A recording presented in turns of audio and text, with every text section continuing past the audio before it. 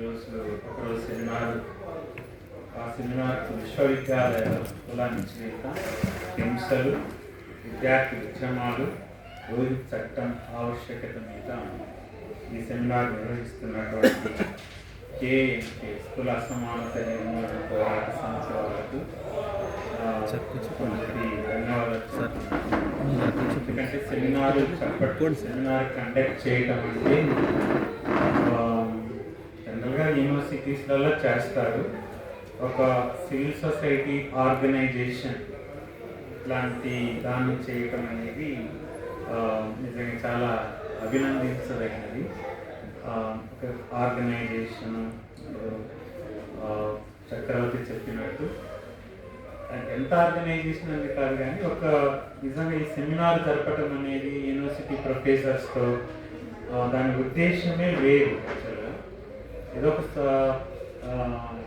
ఈరోజు పురస్కరించుకొని ఒక ప్రెస్ మీట్ పెట్టడం, లేకుంటే ఒక పాంప్లెట్ రాయటం కాకుండా, అంటే ఒక స్టీరియో టైప్గా కాకుండా ఈ పదేళ్లను ఎట్లా అర్థం చేసుకోవాలి, అంటే దాన్ని ఎలా రివ్యూ చేయాలి, ఏం చేయాలి అనేదాన్ని ఒక సెమినార్ లాగా యూనివర్సిటీ టీచర్స్తో పెట్టించి అది ప్రజలకు చెప్పాలి అనేది నిజంగా చాలా మంచి అభిప్రాయం. అది ఎవరు తీసుకుంటారా, ఏ ఆర్గనైజేషన్స్ వస్తాయా రాలేదనేది అది వేరే విషయం కాదు. ఆ ఆలోచనని నేను చాలా అభినందిస్తున్నాను. అది చాలా ఇంపార్టెంట్. నేనేమనుకుంటున్నానంటే, అంటే ఇది నాకు ఇచ్చిన ఈ 4వ సెషన్లో రోహిత్ మరణం ముందు తర్వాత, అంటే ప్రీ రోహిత్ యూనివర్సిటీ ఎలా ఉండేది, అంటే ఆఫ్టర్ రోహిత్ తర్వాత యూనివర్సిటీస్ తర్వాత స్టూడెంట్ స్ట్రగుల్స్ ఎలా ఉన్నాయి అనే దాని మీద నేను, తర్వాత ప్రొఫెసర్ విజయ్ తర్వాత ఇద్దరు స్టూడెంట్స్ రావాల్సినది, వాళ్ళిద్దరు కూడా సస్పెండ్ అయిన వాళ్ళే, కానీ ఇక్కడ యూనివర్సిటీలో ఉండటం వల్ల వారు రాలేకపోయారు. ఇది రోహిత్ విషయంలో చాలా శ్రీనివాసులు సారు, లక్ష్మీనారాయణ సారు చాలా విషయాలు చెప్పారు. యూనివర్సిటీ అది మొత్తం తర్వాత ఎలా జరిగింది ఏంటి అనేది. అంటే క్రొనలాజికల్గా నేనేం చెప్పను, కానీ అంటే నేను ఏమనుకున్నానంటే I wanted to Rohit has return 2 letters. ఆ 2 letters చాలా ఇంపార్టెంట్ లెటర్స్ అంటే ఒకటైతే ఉంది, ఫస్ట్ రాసింది జిరాక్స్ దొరికింది నాకు. This is his own hand, actually hand written. Rohit wrote and he also underlined. He underlined what he wrote. He is underlined. This is his handwritten first letter. That was on 18th December 2015. 18th December 2015 18th Decemberలో first letter రాశాడు. Second letter just 16th అనుకుంటాను, 17th, అంటే ఎగ్జాక్ట్గా 1 year 1 month 15th 1 month అంటే. So ఇది జనవరిలో డిసెంబర్లో రాశాడు, జనవరిలో చనిపోయాడు. ఇది ఫస్ట్ రాసిన లెటర్. So almost 1 month. ఈ 1 monthలో అంటే ఇంత మంచి లెటరు, ఈ లెటర్ ఇది మన ప్యాంప్లెట్లో ఉంది, దీంట్లో కొన్ని రాశారు. ఏం రాశారంటే తెలుగులోనే బాగా ఉంది, ఇంగ్లీష్లో దానికంటే ఇది చదువుతాను, ఇది బాగుంది, తెలుగులో బాగుంది. ఒక ఉమ్మడి లేఖ రాశారు. రోహిత్ వేముల విడిగా రాసిన మొదటి లేఖలో ఆత్మగౌరవ పోరాటాన్ని కొనసాగిస్తున్న దళిత విద్యార్థులకు అంబేద్కర్ను చదివిన, ఇది చాలా అంబేద్కర్ను చదివిన మాలాంటి విద్యార్థులకు వాటిని కొనసాగించలేనప్పుడు చనిపోవటానికి కొంత విషయం లేదా మంచి ఉరితాళ్ళు అడ్మిషన్ సమయంలోనే ఇవ్వండి. దిస్ ఇస్ ఇక్కడ ఈ రోట్ ఇట్. అయితే అప్పుడు కూడా డొనాల్డ్ ట్రంప్ ప్రెసిడెంట్, ఇప్పుడు కూడా వాడాడు, సారీ అతనే ప్రెసిడెంట్. ఇట్లా రాశాడు. చీఫ్ వార్డెన్కి లెటర్ రాస్తూ ఇట్లా ఏం రాశాడంటే, ప్రెసిడెంట్ కాదు, అప్పుడు president Donald Trump he was about to contesting but he won contested. So ఏం రాశాడంటే, ఇక్కడ your kind personal interest in to the issue. అంటే ఒక వైస్ ఛాన్సలర్కు ఇద్దరు అసోసియేషన్స్ వాళ్ళు కొట్లాడుకున్నప్పుడు ఎందుకు నీకు ఒక అడ్మినిస్ట్రేటివ్ హెడ్గా ఉండకుండా, అతను చాలా మంచి పసిగట్టాడు, ఒక పర్సనల్ ఇంట్రెస్ట్ నీకు ఎందుకు వచ్చిందిరా అని అడిగాడు. ఒక పర్సనల్ ఇంట్రెస్ట్ నీకు ఎందుకు వచ్చింది? Personal interest in to the issue is a historic and exemplary రాశాడు. తర్వాత 5 Dalit students are socially boycotted from campus spaces. Donald Trump will be a Lilliput in front of you. In front of Vice Chancellor. అంటే Donald ట్రంపే Lilliput మన vice chancellor ముందు.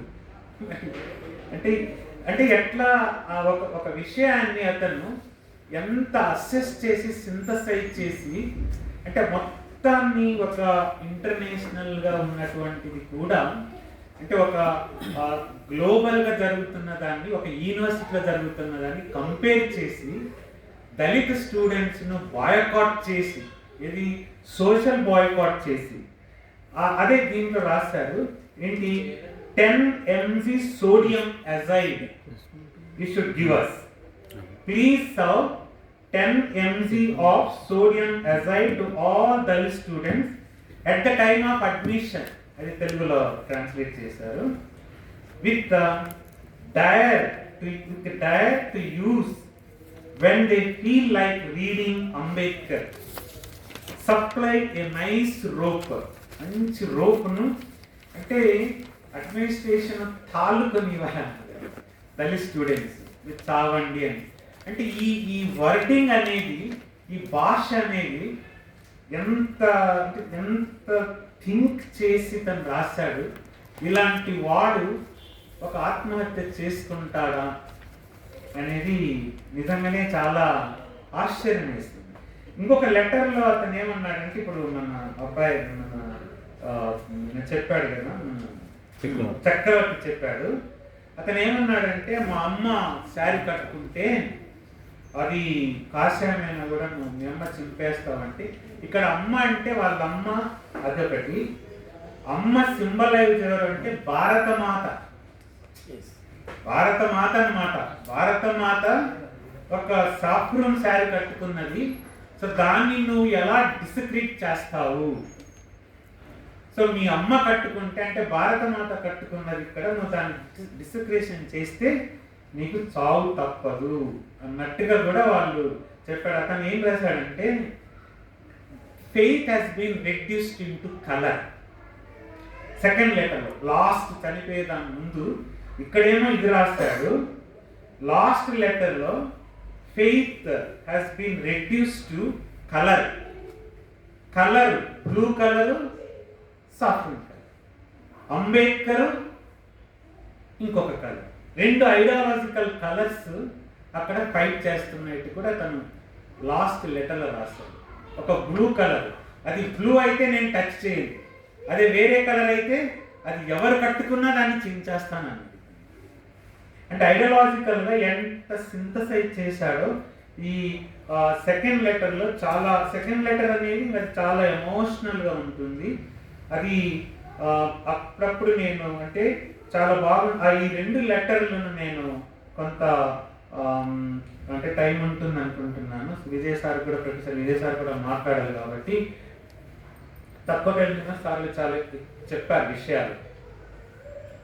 రోహిత్ కంటే ముందు ఎట్లా ఉన్నది మన సారు శ్రీనివాసన్ సార్ చాలా బాగా చెప్పారు. ఎవల్యూషన్ ఆఫ్ యూనివర్సిటీ, యూనివర్సిటీ అంటే ఏంటి, university is a production of knowledge, what kind of knowledge has to be produced, all that he said.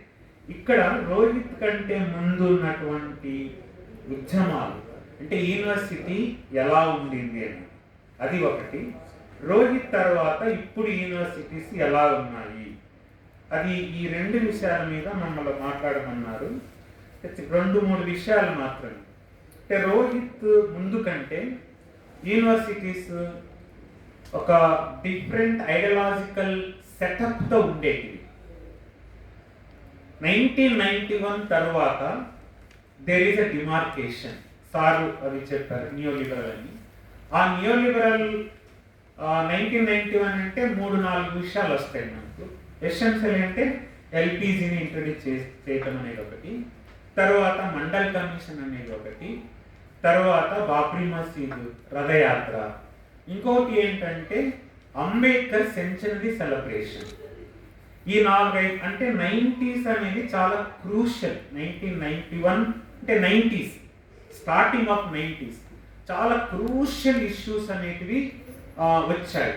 అక్కడ అంబేద్కర్ సెంచరీ సెలబ్రేషన్, అంతకు ముందు ఉన్నటువంటి ఆల్మోస్ట్ సారు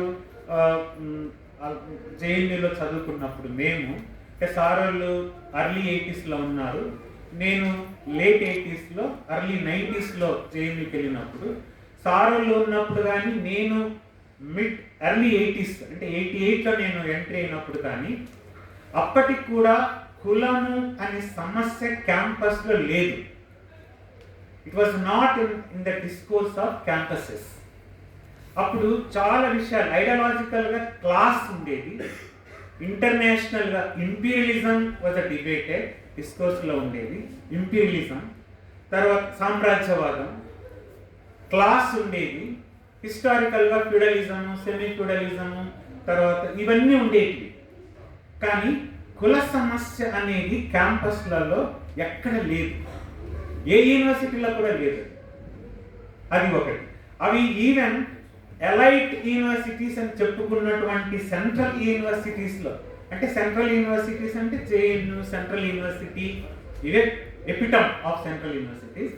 వాటికంటే ఇంకా బాగున్నటువంటి ఐఐటీస్, ఐఐఎంస్, వాళ్ళ కుల సమస్య అసలు పట్టించుకునే లేదు, అసలు అలాంటి సమస్యనే లేదు. ఈ 2 సెంట్రల్ యూనివర్సిటీ తర్వాత చాలా సెంట్రల్ యూనివర్సిటీని చేశారు, చాలా సెంట్రల్ యూనివర్సిటీని తర్వాత చేశారు. ముఖ్యంగా ఈ 2 సెంట్రల్ యూనివర్సిటీ, తర్వాత జాదవ్పూర్ యూనివర్సిటీ, తర్వాత even BHU, many universities have been made as a central universities. Central university concept వచ్చినాయి ఎసెన్షియల్గా ఫస్ట్ జేఎన్యూ, తర్వాత ఇది, ఇంకా తర్వాత వచ్చాయి. వాటిల్లో కుల సమస్య అనేది లేదు. ఎందుకు లేదు అనేది నేను ఇక్కడ తేను, కానీ 1991 తర్వాత అంబేద్కర్ సెంచరీ సెలబ్రేషన్ జరిగిన తర్వాత చాలా విరివిగా అంబేద్కర్ వర్క్స్ అనేటివి యూనివర్సిటీకి వచ్చాయి, యూనివర్సిటీ లోపలికి వచ్చాయి. అంతకుముందు అంబేద్కర్ ఒక సింబల్గా ఉన్నాడు అంతే. సింబాలికల్గా April 14th, December 6th tank bund దగ్గర లాంటి ప్లేస్లో, పార్లమెంట్ దగ్గర అక్కడిక్కడ జరుపుకొని ఒక సెలబ్రేషన్ చేసుకునేవాళ్ళు. కానీ 91 వచ్చిన తర్వాత ఒక mass release of Ambedkar literature, 17 volumes. అంతకుముందు ఎవరో educated professors, IAS officers, IPS officers, తర్వాత ఈ బ్యాంసెట్లో ఉన్న వాళ్ళు, దళిత యాక్టివిజంలో ఉన్న వాళ్ళు, at the most they must have read ధనంజయ్కి రాసినటువంటి ఆటోబయోగ్రఫీ మాత్రమే చదివిండేవారు. కానీ 1991 తర్వాత అంబేద్కర్ బుక్స్ అనేటివి చాలా విరివిగా వచ్చాయి. ఆ రావటం తర్వాత క్యాంపసెస్ అనేవి చేంజ్ అయ్యాయి. ఆ వచ్చిన జనరేషన్లో నాట్ ఓన్లీ స్టూడెంట్స్, ఫ్యాకల్టీ కూడా, రిజర్వేషన్తో వచ్చిన ఫ్యాకల్టీ కూడా ఏం చేశారంటే పెడగాజీని చేంజ్ చేశారు యూనివర్సిటీలో. ఎడగాజికల్గా పాఠాల ద్వారా అంబేద్కర్ను, ఫులేను, పెరియార్ను యూనివర్సిటీలో చెప్పడం స్టార్ట్ చేశారు. నేను 98లో జేఎన్యూను వదిలేసినప్పుడు ఏ టీచర్ కూడా అంబేద్కర్ మీద కానీ, ఫులే మీద కానీ, దళితుల మీద కానీ ఒక్క లెసన్ లేదు. జేఎన్యూలో, ఢిల్లీ యూనివర్సిటీలో లేదు, జేఎన్యూలో లేదు, జాదాపూర్లో లేదు, సెంట్రల్ యూనివర్సిటీలో ఐ డోంట్ థింక్ సో ఉన్నదా సార్? సెంట్రల్ యూనివర్సిటీలో కూడా లేదు, సెంట్రల్ యూనివర్సిటీలో కూడా లేదు. అంటే ఫులే, అంబేద్కర్, పెరియార్ థాట్ అనేది యూనివర్సిటీలోకి వచ్చింది. ఫ్యాకల్టీ వచ్చారు రిజర్వేషన్ ద్వారానే. యూనివర్సిటీస్ ఆర్ మెంట్ ఫర్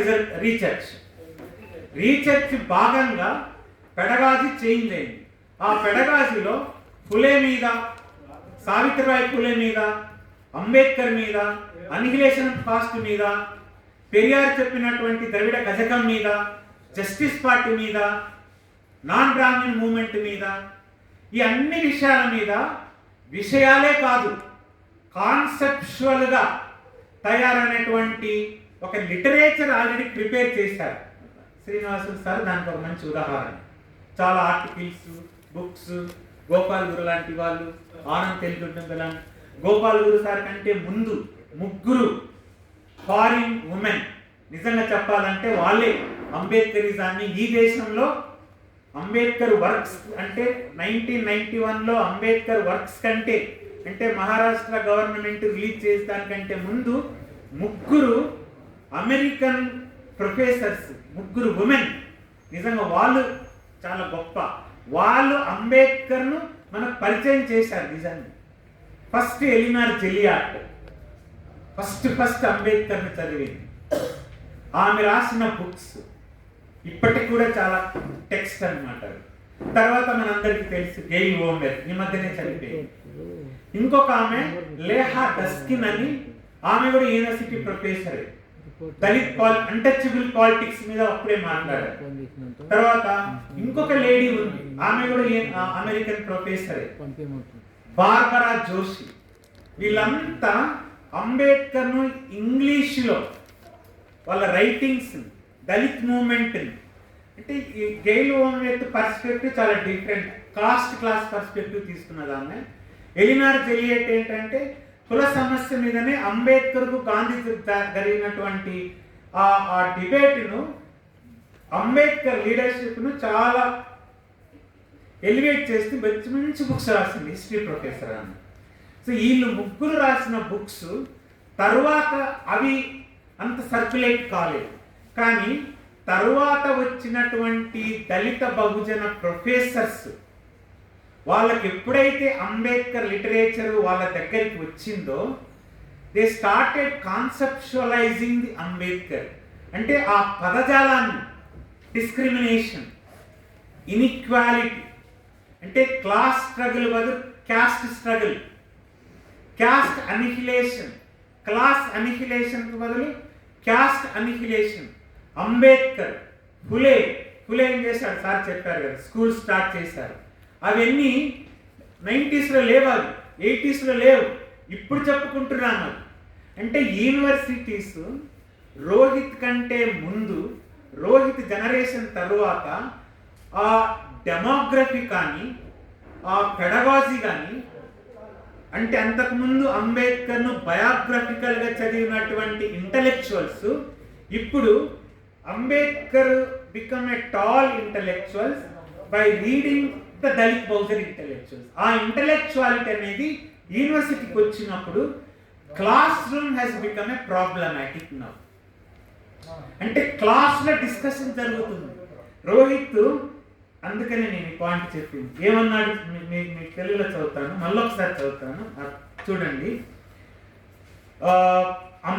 దళిత విద్యార్థులకు అంబేద్కర్ను చదివిన మాలాంటి అన్నాడు. కానీ 60s, 70s, 80sలో యూనివర్సిటీలో ఏ విద్యార్థి కూడా ధైర్యంగా నేను అంబేద్కర్ను చదివానని ఏ ఒక్కడు చెప్పుకోలేదు. చాలా ధైర్యంగా నేను మార్క్స్ను చదివాను, నేను మావోను చదివాను, లెనిన్ను చదివాను, లేకుంటే నేను చే గువేరాను చదివాను, స్టాలిన్ చదివాను అని చాలా గొప్పగా చెప్పుకున్నారు. కానీ ఏ విద్యార్థులు కూడా, ఏ లీడర్లు కూడా నేను అంబేద్కర్ను చదివాను, కుల నిర్మూలన చేస్తానని ఏ యూనివర్సిటీలో పాఠాలు లేవు, ఉద్యమాలు కూడా లేవు. ఇది జనరేషన్. ఈ జనరేషన్ మేము అంబేద్కర్ను చదువుతున్నాము, అది ఐడియాలజికల్గా ఒక నీల్ అనేది ఎంట్రీ అయింది యూనివర్సిటీలో. ఆ కలర్ను, faith has been reduce to colour, colour fighting, saffron versus blue colour. అది అతను అలా రాశాడు. అంటే మేము అంటే ఇది కలర్ కాదు, ఇది ఐడియాలజీ. ఒక కలర్ కాదు, ఇది ఐడియాలజీ. నా ఐడియాలజీని మీరు తీసేయలేరు. సరే, వేరే వేరే ప్రాబ్లమ్స్ ఉన్నాయి అన్నీ. అతను లాస్ట్ రాసిన లెసన్లో politics of science, science of politics, ఈ రెండు ఉన్నాయి. He wants to become a scientist. Stars అన్నారు, షాడోస్ అన్నారు.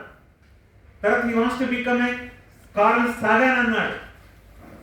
Science of politics, politics of science. Politics has been reduced to numbers. He came to politics. From science to politics. పాలిటిక్స్లో ఎలాంటి science ఉందనేది last లెసన్లో చాలా బాగా రాశారు. అతను నేను పిరికివాన్ని, మీరు నన్ను తిడతారు, మీరు నన్ను ఏం అనకుండా ఉండరు అని అతను ముందే రాసుకున్నాడు. మీరు నన్ను తిడతారు, నన్ను పిరికివాన్ని అంటారు, నేను తప్పు చేశానంటారు, అవన్నీ నాకు తెలుసు అని అతను రాసుకున్నాడు లెటరు. చనిపోయేటప్పుడు మీరు ఇవన్నీ నన్ను బ్రాండ్ చేస్తారు, నేనేమంతా తెలివి తక్కువగా మిమ్మల్ని ఊహించలేదు, మీరు అవన్నీ అంటారు, నన్ను నేను ఒక పిరికివాన్ని కూడా అంటారని రాసుకున్నాడు. ఆ డిబేట్స్ అన్ని యూజ్లెస్ నిజంగా చెప్పాలని. ఎందుకంటే అతను అన్నాడు ఆల్రెడీ, మీరు అవన్నీ నన్ను అంటారు, నాకు అర్థమవుతుంది మీరు ఏమంటారో కూడా, కానీ యాక్చువల్గా సైన్స్ ఆఫ్ పాలిటిక్స్ మీరు అర్థం చేసుకోవాలి. అవి క్యాంపసెస్లో ఈరోజు ఒక లెసన్స్ రూపంలో కాస్ట్ క్లాస్ ఇష్యూస్ అనేవి మ్యాసివ్గా యూనివర్సిటీ క్యాంపసెస్కి వచ్చాయి. అందుకనే మార్నింగ్ మన లక్ష్మీ సార్ చెప్పారు, JNU was a fulcrum of class struggle. దాన్ని డెస్ట్రాయ్ చేశారు కూడా. Central university has become a fulcrum of annihilation of caste struggle. These two universities were attacked. No other except Jadavpur university. ఈ 3 universities చాలా వాళ్ళు target చేశారు. Fulcrum of anti cost struggle. ఈ fulcrum అనేది ఎట్లా వచ్చింది? అది అంబేద్కర్, ఫూలే, పెరియార్ ఈ ముగ్గురిని, మీరు ఫ్యూడలిజాన్ని చదివారు, ఓకే. ఫ్యూడల్ అంటే ఏంటి? విలేజ్లో ఫ్యూడల్ చెప్పారు కదా మార్నింగ్ సార్, విలేజ్లు ఫ్యూడల్ ఉంటారు. అసలు క్యాంపస్లో ఫ్యూడల్ ఏంటో బాబు? క్యాంపస్లో నువ్వు విలేజ్లో ఫ్యూడల్, కానీ క్యాంపస్లో నువ్వే చెప్పావు కదా, యూనివర్సిటీస్ ఆర్ ప్రొడక్షన్ ఆఫ్ నాలెడ్జ్లో నీ ఫ్యూడలిజం ఏంటి ఇక్కడ? అంటే ఊర్లలో మా అమ్మను, మా చెల్లిని నువ్వు బట్టలిప్పి కొడతావు, వాళ్ళని ఇష్టం వచ్చినట్టు అంటావు, నేను చూస్తూ ఉంటాను. కానీ క్యాంపస్లోకి వచ్చిన తర్వాత నువ్వు అలా చేస్తావా? నేను ఒప్పుకోను, నేను తిరగబడతాను. Campus is a democratic space అతను అన్నాడు. Space, campus space, village space, వెలివాడలో ఉండే స్పేస్, అక్కడ నాకు ఫ్రీడమ్ లేదు, అక్కడ నాకు రైట్స్ లేదు, చదువుకునే స్తోమత లేదు, ఆ చదువుకునే ఎన్విరాన్మెంట్ లేదు. కానీ క్యాంపస్కి వచ్చానే, క్యాంపస్ను కూడా నువ్వు వెలివాడ చేస్తున్నావు, అది నేను ఒప్పుకోను. క్యాంపస్ అంటే ఏంటి? నాకు ఫ్రీడమ్ కావాలి, నాకు ఎడ్యుకేషన్ కావాలి, నాకు రైట్స్ కావాలి, ఐడియాలజికల్ నర్చర్ చేసుకునే కెపాసిటీ నాకుంది, ఆ నాలెడ్జ్ ప్రొడక్షన్ నేను చూసుకుంటాను, నాకు ఒక ఫ్రీడమ్ ఉంది క్యాంపస్లో. కానీ నువ్వేమంటున్నావు? నువ్వు విలేజ్లో ఎలా చేతులు కట్టుకొని ఉంటావో అలాగే క్యాంపస్లో ఉండాలి. నేను ఎందుకుంటాను? అట్లా ఉండాలని క్యాంపస్ చెప్తుందా? నువ్వు పెట్టిన క్యాంపస్లో అలా లేదే. విలేజ్ నువ్వు పెట్టిండొచ్చు, కానీ క్యాంపస్ అది కాదు కదా. Campus are meant for flourishing of rights, freedom of exchange of values and ideas. కానీ విలేజ్లో నాకు ఆ ఫ్రీడమ్ లేదు. విలేజ్ నుంచి వచ్చాను నేను. కానీ నువ్వేమంటున్నావు? విలేజ్లో ఎలా ఉంటున్నావో అలాగే ఉంటే నీకు డిగ్రీ. విలేజ్లో నువ్వు ఎలా ఉండలేదో ఇక్కడ ఎట్లా ఉంటావో నేను చూస్తాను అని ఒక ఛాలెంజ్ వాళ్ళు ఎదుర్కొే దానికి Dalit students counter challenge post చేస్తున్నారు. ఎందుకంటే అది కౌంటర్ ఛాలెంజే, కానీ that is in the form of freedom of expression. నువ్వు అఫ్జల్ గురువును తీసినప్పుడు వాళ్ళు అతనికి సపోర్ట్గా చేశారా, దేనికి సపోర్ట్గా చేశారని ఒక్క నిమిషం ఆలోచించావా? వాళ్ళు చేసిన ప్రొటెస్ట్ దేనికి? అది డెత్ సెంటెన్స్ అనేది ఈ దేశంలో వద్దు అనేది వాళ్ళ కాన్సెప్ట్ ఆ రోజు చేసింది. యాక్చువల్లీ డెత్ సెంటెన్స్ అంటే క్యాపిటల్ పనిష్మెంట్ అనేది ఎవడైనా కానీ వద్దు అనేది యాక్చువల్ క్యాప్షన్. డెత్ అంటే క్యాపిటల్ పనిష్మెంట్కు వద్దు అనేది యాక్చువల్ క్యాప్షన్ ఆ రోజు. మరి అది ఫ్రీడమ్ ఆఫ్ ఎక్స్ప్రెషనా లేకుంటే సపోర్టింగ్ ఆఫ్ ఒక టెర్రరిస్ట్నా? ఎలా చూస్తావు నువ్వు? Why don't you see it as a freedom of expression? Why you are taking it as a supporting anti? అంటే Afzal Guru anti national, ASA supported Afzal Guru, అందుకని వీళ్ళు యాంటీ నేషనల్స్. అలా ఎందుకు చూస్తావు నువ్వు? అది ఒక ఫ్రీడమ్ ఆఫ్ ఎక్స్ప్రెషన్ ఎందుకు చూడవు నువ్వు? ఫ్రీడమ్ ఆఫ్ ఎక్స్ప్రెషన్గా ఎందుకు నువ్వు చూడవు అంటే నీకున్నటువంటి ఐడియాలజికల్ ఒక బ్లాకేడ్ ఏదైతే ఉందో ఆ బ్లాకేడ్ నుంచో చూస్తున్నాము. మేము దాని నుంచి బయటపడి ఒక ఫ్రీడమ్ ఆఫ్ ఎక్స్ప్రెషన్ రైట్గా తీసుకొని, ఎందుకంటే we red Ambedkar, Phule, Periyar, we know what to do, how to fight అనేది వాళ్ళు డిస్ప్లే చేశారు. ఆ డిస్ప్లే వాళ్ళకు ఇంటాలరెంట్ అయిపోయింది. ఆ ఇంటాలరెంట్ని చెప్పారు కదా సార్ వాళ్ళు, ఒక దేశానికి మినిస్టరు, ఒక సెంట్రల్ యూనివర్సిటీ, ఒక దేశానికి మినిస్టర్, ఒక సెంట్రల్ యూనివర్సిటీలో ఏం జరుగుతుందో ఒక దేశంలో ఉన్న మినిస్టర్కు ఒకే నెలలో 5 లెటర్లు రాయవలసినంత ఆవశ్యకత ఏముంది? అంటే అంత దేశ అభద్రత జరుగుతుందా యూనివర్సిటీలో? అంటే 2 దేశాల మధ్య ఏమన్నా యుద్ధం జరుగుతుందా యూనివర్సిటీలో? ఒక సెంట్రల్ మినిస్టరు ఒకే నెలలో 5 లెటర్లు రాయాలి అంటే ఎంత టైం తీసుకొని, ఏదో ఒక యూనివర్సిటీలో యుద్ధం జరుగుతుంది దేశాల మధ్య అంత ఉందా అక్కడ? యాక్చువల్గా అంత అవసరమా? అంటే దేశంలో ఉన్న మినిస్టర్స్ ఒక సెంట్రల్ యూనివర్సిటీలో ఏమి జరుగుతుందో అని చూస్తున్నారంటే ఎట్లా అర్థం చేసుకోవాలి?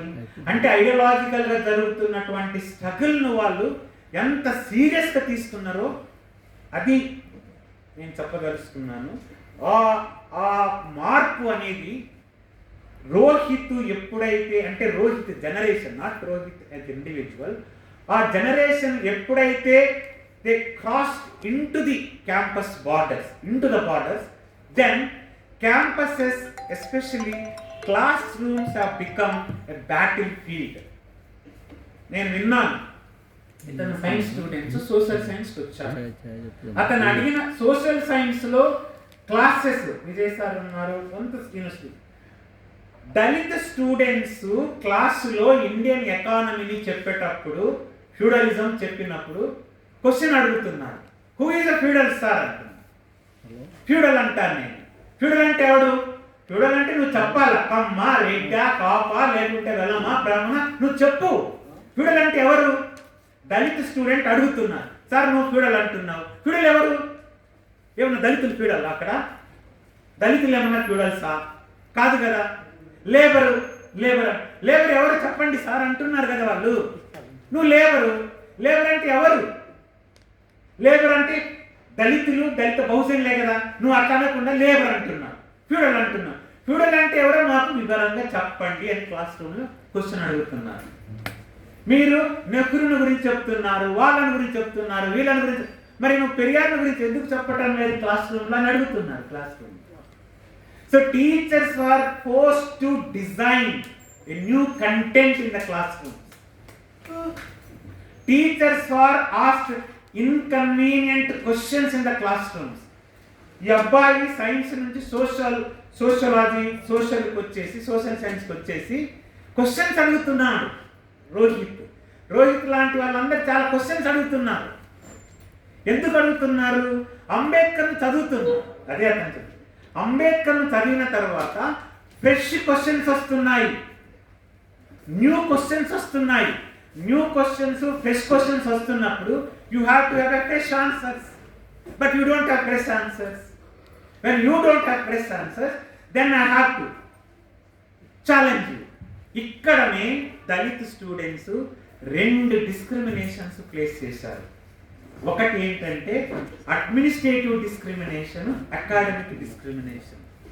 ఈ 2 డిస్క్రిమినేషన్స్ కంబైన్గా విజిబుల్గా ఇన్విజిబుల్గా జరుగుతాయి. అడ్మినిస్ట్రేటివ్ డిస్క్రిమినేషన్, అకాడమిక్ డిస్క్రిమినేషన్ 2 అంటే రెండిటకు క్యాస్ట్ ఫ్యాక్టరే, క్యాస్ట్ ఇస్ అ సెంట్రాలిటీ. కానీ అకాడమిక్లో జరుగుతున్నటువంటి డిస్క్రిమినేషన్ను ఐడియాలజికల్గా ఫైట్ చేస్తున్నారు. అడ్మినిస్ట్రేటివ్గా జరుగుతున్నటువంటి డిస్క్రిమినేషన్ త్రూ యాక్టివిజం.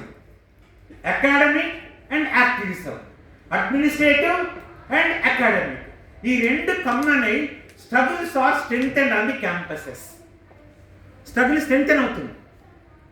ఆ స్ట్రెంథెన్ అయ్యే ప్రాసెస్లో అంబేద్కర్, మార్క్స్, పులే, పెరియార్ అంతా లెఫ్ట్ తర్వాత బ్లూ లేకుంటే సెంట్రిస్ట్ ఐడియాలజీస్ అన్ని సింథసైజ్ అవుతున్నాయి అక్కడ. అకాడమిక్గా టీచర్స్ డిస్క్రిమినేట్ చేస్తున్నప్పుడు గ్రేడ్స్ కానీ, మార్క్స్ కానీ, అటెండెన్స్ కానీ, సైన్ చేయటంలో కానీ ఎనీ అకాడమిక్ డిస్క్రిమినేషన్. ఇక్కడ జరుగుతున్న డిస్క్రిమినేషన్ 2 క్యాంపస్ మీదనే జరుగుతుంది, క్యాంపస్లోనే జరుగుతాయి. క్యాంపస్ బయట కాదు, క్యాంపస్ లోపటనే 2 discrimination. Teacher as well as administrator, both are combined to suppress the Dalit student. This is being questioned by Dalit students along with the coalition ఏర్పడుతుంది అక్కడ. అంటే లెఫ్ట్లో లీనియంట్ ఉన్నటువంటి ఆ స్టూడెంట్స్ తర్వాత Dalit students they are coming together ఐడియాలజికల్గా. ఇది ఎప్పుడైతే స్ట్రగుల్ స్ట్రెంథెన్ అవుతుందో, ఆల్టర్నేటివ్ లేకుండా వాళ్ళకి చేస్తున్నారో, that they felt it as a challenge and that they felt it as a their enemy is there on the campus. ఆ ఎనిమిటీ వల్లనే వాళ్ళు ఏం చేశారు, ఒక ఫ్రీడమ్కు చేసినటువంటి slogan turn into anti national create చేశారు. అంత క్రియేట్ చేయవలసిన అవసరం లేదు. ఈ అడ్మినిస్ట్రేటివ్ డిస్క్రిమినేషన్ చాలా సెటిల్గా జరుగుతుంది. ఎలా జరుగుతుంది? ఒక ఫెలోషిప్ టీచర్ సైన్, ఒక టీచర్ మంచివాడై ఫెలోషిప్ మీద సైన్ చేసినా కూడా అది అక్కడ పాస్ చేయరు, అక్కడనే అట్టి పెడతారు. వీడు 4-5 సార్లు చేయరు. పులియాల రాజు అనే అబ్బాయి అడ్మినిస్ట్రేటివ్ డిస్క్రిమినేషన్ ఒక example. How he died. Puliyala Raju అనే అబ్బాయి జనవరిలో ఎగ్జామ్ రాస్తాడు, సప్లిమెంటరీ రాస్తాడు. సప్లిమెంటరీ ఎగ్జామ్ మా స్టూడెంట్ రాస్తాడు. నేను కరెక్ట్ చేసి 2 రోజులలో మార్క్స్ ఇచ్చాను. 2-3 స్క్రిప్ట్స్ ఉంటాయి అంతే. ఇద్దరు రాస్తే, ఒకటి రాస్తే ఒకే స్క్రిప్ట్ ఉంటుంది. ఎన్ని రోజులు పడుతుంది నీకు? 2 రోజులు. అట్ ద మోస్ట్ 1 వీక్ పెట్టుకొని 1 వీక్ పెట్టుకొని నువ్వు స్క్రిప్ట్ చేసి రైట్ చేసి మార్క్స్ ఇచ్చేయాలి అడ్మినిస్ట్రేషన్. ఈ అబ్బాయి ఏం చేశాడు, టీచర్ దగ్గరికి పోవడానికి ధైర్యం లేక 2 రోజుల్లో మార్క్స్ సబ్మిషన్ చేయవలసిన మార్క్స్ 3 మంత్స్ పట్టింది. 3 మంత్స్ అబ్బాయి క్లాసులు వదిలేసి అడ్మినిస్ట్రేషన్కి ప్రతిరోజు నా మార్క్స్ వచ్చాయని ప్రతిరోజు పులియాల రాజు అనే అబ్బాయి అడ్మినిస్ట్రేషన్కి వెళ్ళి అడిగేవాడు, నాకు మీ మార్క్స్ రావట్లేదు, మీ టీచర్ని అడగండి. వాడు పంపట్లేదు, మార్క్స్ పంపినా వీడు చూపించలేదు. వాడు పంపాడో తెలియదు, వీడు చూపించట్లేదు, ఏం తెలియదు. లాస్ట్కి ఏం చేశాడు, నాకు ఫెయిల్ అయ్యానేమో, నెక్స్ట్ నేను క్లాసులు కావాలి కదా, సెమిస్టర్ స్టార్ట్ అయింది, క్లాసులకు పోవాలి, నెక్స్ట్ సెమిస్టర్ స్టార్ట్ అయింది, ఇది పాస్ అయితే నేను ప్రమోషన్, వీడు పాస్ అయింది చెప్పట్లేదు, మార్క్స్ ఇచ్చింది చెప్పట్లేదు. ఈ committed suicide. A department? Humanities. Administration, academic colluded. Both are colluded. They didn't show any solution for that boy. He committed a suicide. సరే, నువ్వు పందులు కాసుకుంటావా, గుర్రెలు కాసుకుంటావా అనేది డైరెక్ట్ స్టేట్మెంట్. అది టీచర్స్. అకాడమిక్ బ్లేటెంట్ డిస్క్రిమినేషన్, బ్లేటెంట్గా verbal discrimination by teacher. Academic, నీకు చదువు రాదు, నీకు అది రాదు, అసలు ఎంత సిగ్గుచేటంటే వాళ్ళు even some of the Dalit organisations కూడా ఎంత బ్లైండ్గా వాళ్ళు కమిట్ అవుతున్నారంటే దళిత్ స్టూడెంట్స్ తినడానికి వస్తారు. నేను విన్నాను, ఈ స్ట్రగుల్ జరుగుతున్నప్పుడు కొన్ని దళిత్ అసోసియేషన్స్ వచ్చాయి యూనివర్సిటీకి. ఏమైనా మీరు వచ్చి చదువుకోవచ్చు కదా, తింటున్నారు కదా, హాస్టల్ ఇచ్చారు కదా, ఎందుకు మీ గొడవలు? ఎంత పోకసోకాలు మాటలు అంటే, అరే యూనివర్సిటీ స్టూడెంట్ నువ్వు అట్లా అంటావా? ఇదేమన్నా స్కూలా? ఇదేమన్నా ఎలిమెంటరీ స్కూలా? నేను యూనివర్సిటీ టీచర్ నండి, యూనివర్సిటీ స్టూడెంట్ నండి. నేను క్వశ్చన్ చేయకుండా, నేను చదవకుండా, అంబేద్కర్ని చదవకుండా, మార్క్స్ని చదవకుండా, పులేని చదవకుండా నేను చదివిన తర్వాత ఒక స్తబ్దతగా ఎట్లా ఉంటాను? నేను ఈ లిటరేచర్ చదివిన తర్వాత నా యొక్క ఉనికి ఏంటో, నా డిగ్నిటీ ఏంటో, ఫ్రీడమ్ ఏంటో, రైట్స్ ఏంటో మొత్తం తెలిసిపోతున్నాయి. నేనేంటో తెలిసిపోతుంది నాకు. అసలు నేనేంటో, నా హిస్టరీ ఏంటో తెలిసిపోతుంది వీళ్ళని చదువుతుంది. అంత తెలుస్తున్నా కూడా అక్కర్లేదు, నువ్వు చదివు, నువ్వు తిని పడుకో, వెళ్ళిపో. ఇది దళిత్ ఆర్గనైజేషన్. ఎందుకురా మీకు ఇవన్నీ? వచ్చి చదువుకొని ఏదో పాస్ అయ్యి వెళ్ళిపోవచ్చు కదా. ఇవా నువ్వు ఇచ్చే సలహా, యూనివర్సిటీ ఇచ్చుకొచ్చే సలహా. వాడు అదే అంటున్నాడు కదా, నువ్వు వచ్చి ఊర్లో ఎలా ఉంటున్నావు అలా ఉండి వెళ్ళిపో, అంతే. You don't pose any questions to me. ఎంత సబ్మిసివ్ ఉంటే అంత మంచిది. ఎంత అసెస్డ్ అయితే, ఎంత డిగ్నిటీని డిస్ప్లే చేస్తే నేను అంత తొక్కేస్తాను. Academic, administrative, these students are put together so much pressure.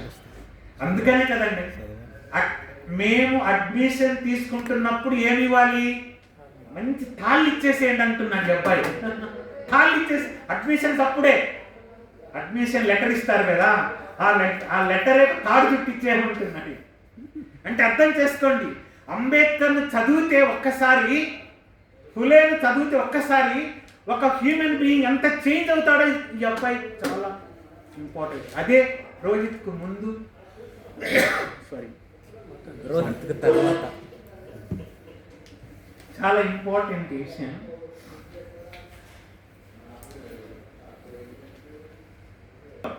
అందుకని ఈ ఉద్యమాలు, స్టూడెంట్స్ ఉద్యమాలు సార్ చెప్పారు. ఎందుకంటే 60s 70s స్టూడెంట్స్ మూమెంట్స్ ఎలా ఉన్నాయో చెప్పగలను, but it takes lot of time.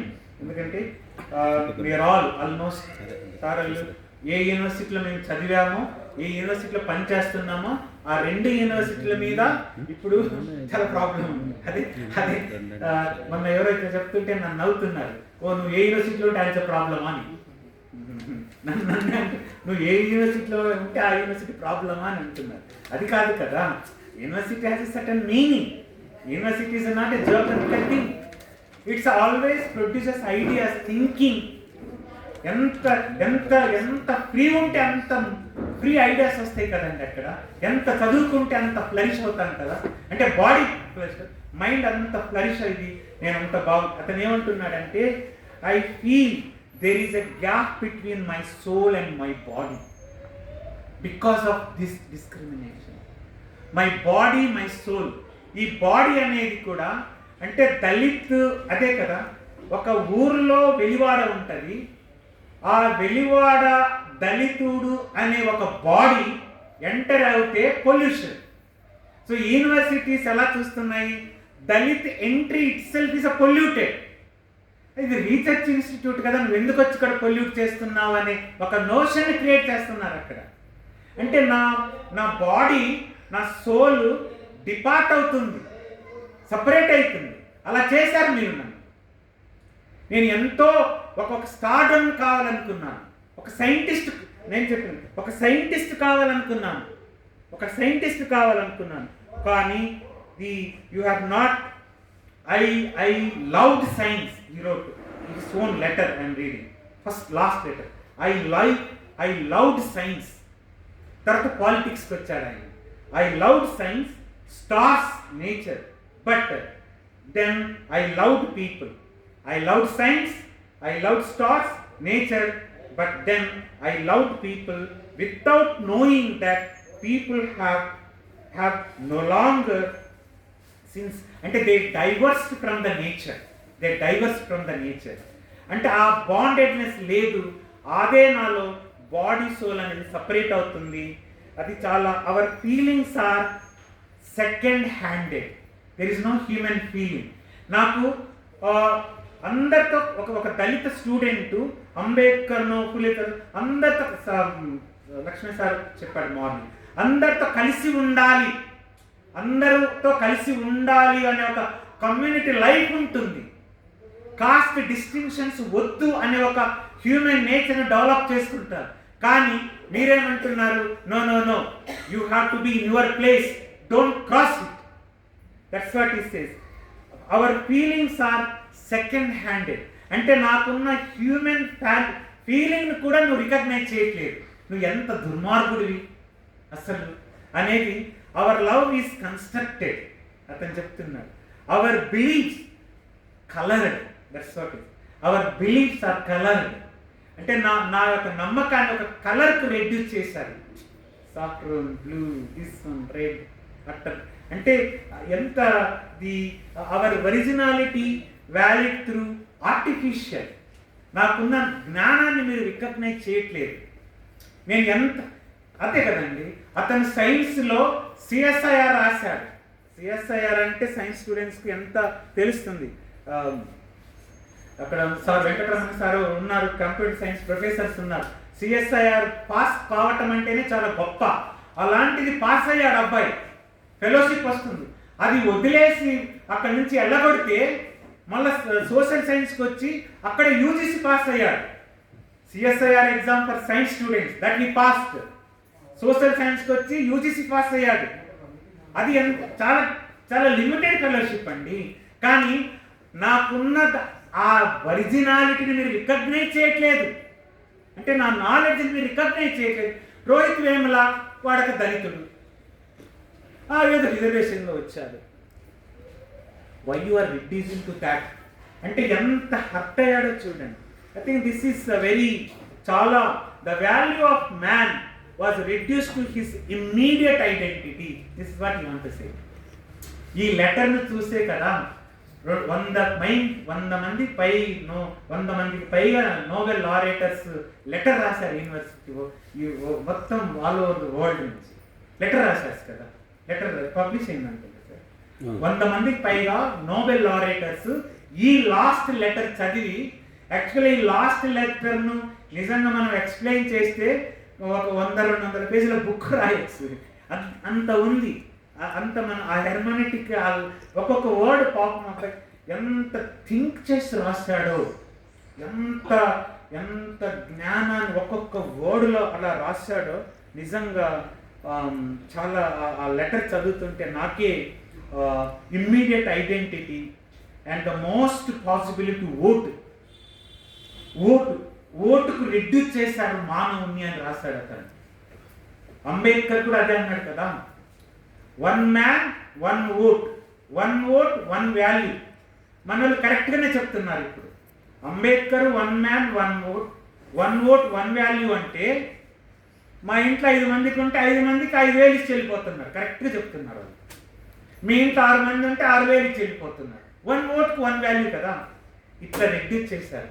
అదే అంబేద్కర్ ఏం చెప్పారో దానికి రివర్స్గా we are all reduce to number. Voting అంటే తెలుసు మిషన్ ఎలా చేస్తుందో. ఇప్పుడు సార్లు చాలా లెక్చరించారనుకుంటా.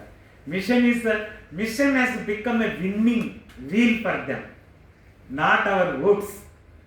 I think it's a better అనుకుంటారు. సో ఇట్లా చాలా ఉందండి. ఐ థింక్ లాస్ట్లో this is my last slogan, Jai Bhim. జై భీమ్ అని చెప్పాడు అతను.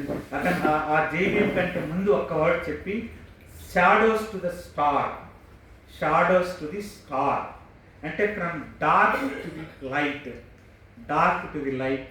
ఐ థింక్ అంటే అది చాలా ఆ లెటర్ నిజంగా చదువుతున్నప్పుడు నాకు అంటే how to understand entire university కాన్సెప్ట్ను, ఒక స్టూడెంట్స్ను. ఎందుకంటే ఒక అమ్మాయి, సరే ఇది మనకు తెలుసు, ఇక్కడ 1988లో నేను ఎంఏ చదువుతున్నప్పుడు ఒక న్యూస్ వచ్చింది. స్టేట్స్మెన్ అని కలకత్తా నుంచి ఒక పేపర్ వస్తుంది, స్టేట్స్మెన్. దాంట్లో ఒక న్యూస్ వచ్చింది 88లో, మనకు ఎవరికి తెలియదు, మేము జైల్లో ఉన్నప్పుడు చూసినప్పుడు. అక్కడ కలకత్తా యూనివర్సిటీలో ఒక ఎస్టీ అమ్మాయి సైన్స్కి వచ్చింది. సైన్స్లో ఎంఎస్సి చదివినప్పుడు ఎట్లయితే సెంతిల్ను కందులు కాసుకోమని సెంట్రల్ యూనివర్సిటీలో ఒక ప్రొఫెసర్ అన్నాడో, 1988లో ఒక ట్రైబల్ అమ్మాయిని ఒక సైన్స్ ప్రొఫెసర్ కలకత్తా యూనివర్సిటీలో ఒక తిట్టాడు అమ్మాయిని. ఆ తిట్టు రాయలేదు కానీ she was abused by professor. Then she committed a suicide. ఆ అమ్మాయి 150 years తర్వాత first tribal women to come to MSc level. 150 years తర్వాత ఆ ట్రైబ్ నుంచి ఒక ఎంఎస్సికి వచ్చిన మొట్టమొదటి గర్ల్ అంట అమ్మాయి. చంపేశారు, యూనివర్సిటీలో చంపేశారు. అంటే ఇట్లాంటి ఉన్నాయి. సో